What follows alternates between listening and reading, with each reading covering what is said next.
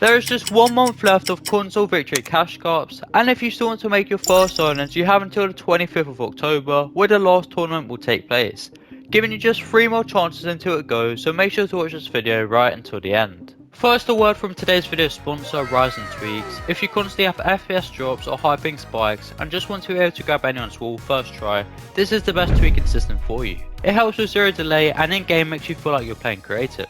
The best thing is you are able to test out a free trial, so if you're unsure you can test this out and it's cheap anyways. If you are interested, use my code SAM by the way for 15% off and check the link in the description.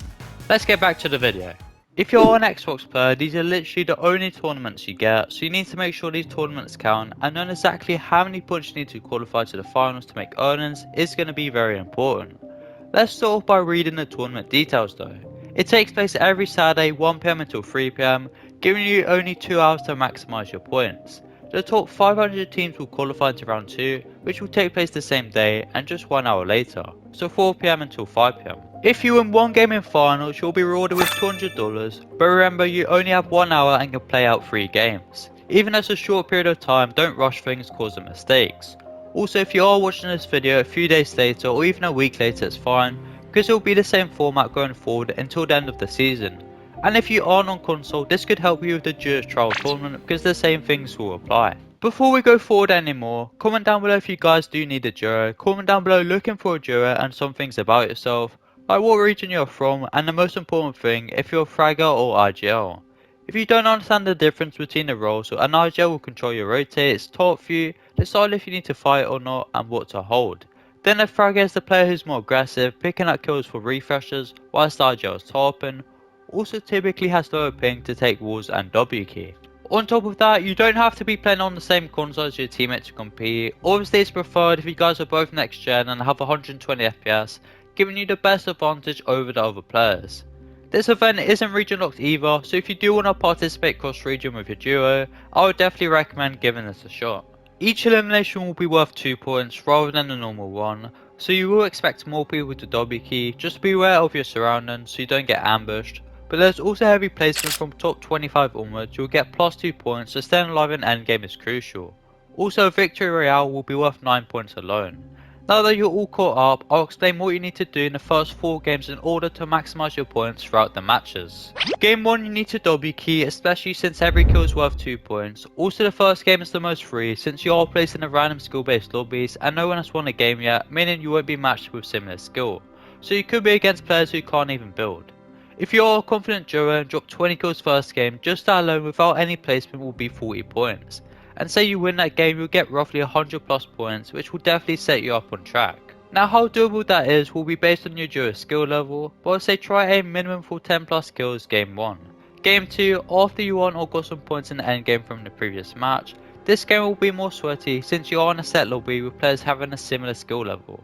And these won't be your typical ranked players that you can easily kill, they'll put up a fight and do anything in their power to get you eliminated or griefed. So try your best to make endgame and rack up those placement points. Game 3, if you have done the previous matches, it's no stress, now it's time for you to make a comeback. With 4 games remaining, that's plenty to still make the core requirements. You should find the lobbies are dying out more quickly because people are mindlessly fighting without thinking. So if you can, make sure you and your teammate make endgame, this will already give you an advantage over the other players. Then you just have to ensure that you both have mass and work together. Just by doing this simple step can help you get so much placement. Game 4 you might notice the lobby's been more stacked since everyone will be playing passive, trying to avoid fights and make endgame. You don't want to take unnecessary fights, griefing yourself at the same time, especially if Storm is far away. Best thing to do is disengage, use your mats to block them off and refarm once you're in the middle of the map. You shouldn't worry about Storm Surge until the final game, because that's when everyone will be trying to get all the extra points even if they haven't qualified. Especially now, Fortnite have a new Storm Surge rule, making it not as bad. Well, if you get eliminated or rebooted, all your Storm Surge isn't lost and still counts, so the damage you deal throughout the game won't go to waste.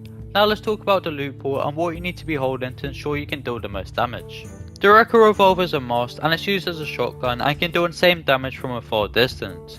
People like to dual wield this with the Sentinel for close fights and structure damage, but it's completely up to you. But that does mean you'll be holding 3 weapons instead of extra heals or rotation. Secondly, you want to be holding the OXR rifle. This is the most accurate assault rifle in the game and will be good for getting beams on players, also will help if Storm Surge is activated. For rotation we finally have something new, and that's the Tiger teleporting mask, which I'm sure everyone knows how to use since the Void Oni mask was the exact same.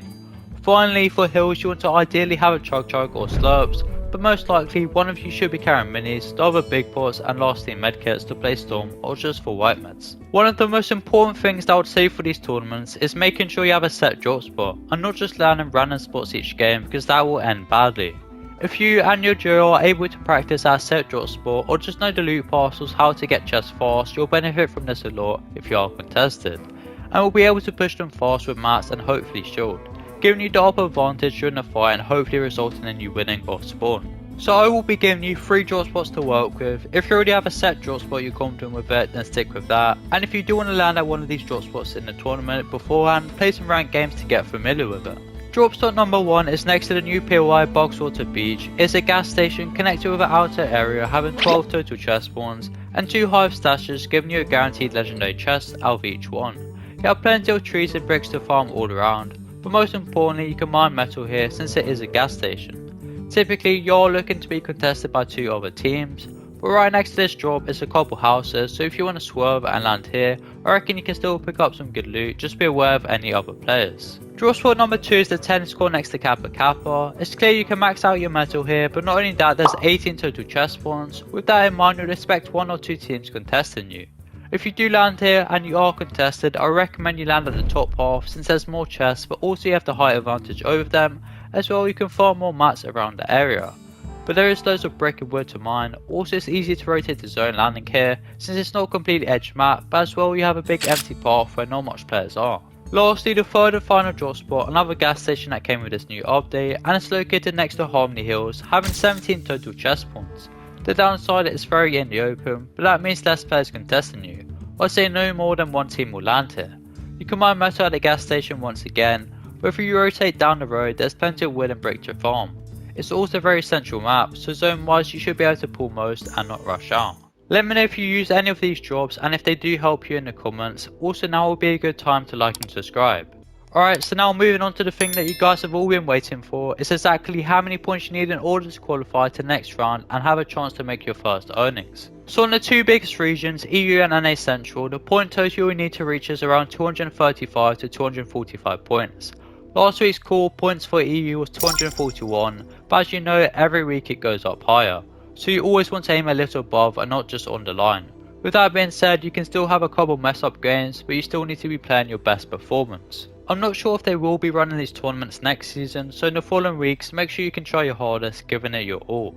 Who knows, maybe we'll see console solo victory cash cups, and if that's the case you already know that I got you covered. If you want to improve, try play duo ranked with your teammate beforehand just to figure out the roles and see what's best, also so you get better chemistry. And also watching pros that play in regular tournaments and just to see how they are playing and what guns they prefer using, you can really learn a lot and pick up on their playstyle and implement new moves. There are lots of people out there who mainly focus on mechanics and not actually in game sense, or just spend most of the time in creative.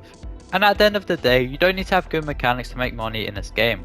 Obviously you need to be a good fighter, but it's more about smart rotates and fights, which comes down to your decision making. Because you can't just edit course people that will get you focus, but as well burn your mats, or worse, make you take unnecessary damage.